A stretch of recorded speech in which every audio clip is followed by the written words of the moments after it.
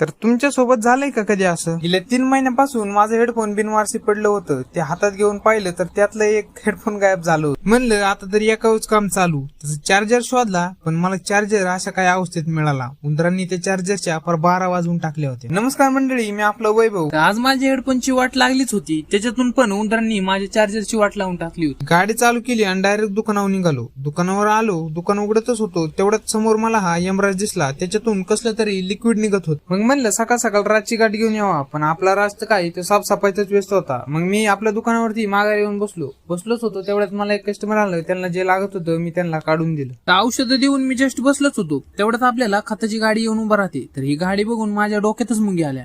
गाडी खाली झाल्यानंतर वेळ खाऊ वाटली.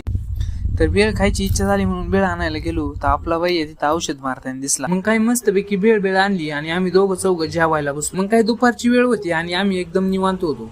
तेवढ्याच 7 वाजले आणि आपलं दुकान बंद करायची वेळ झाली. तर आजचा ब्लॉग तुम्हाला आवडला असेल तर लाईक, कमेंट आणि शेअर करायला विसरू नका. आणि आपल्या पेजला फॉलो करून ठेवा, कारण की असेच मिनी ब्लॉग तुमच्यापर्यंत पोहोचत राहतील.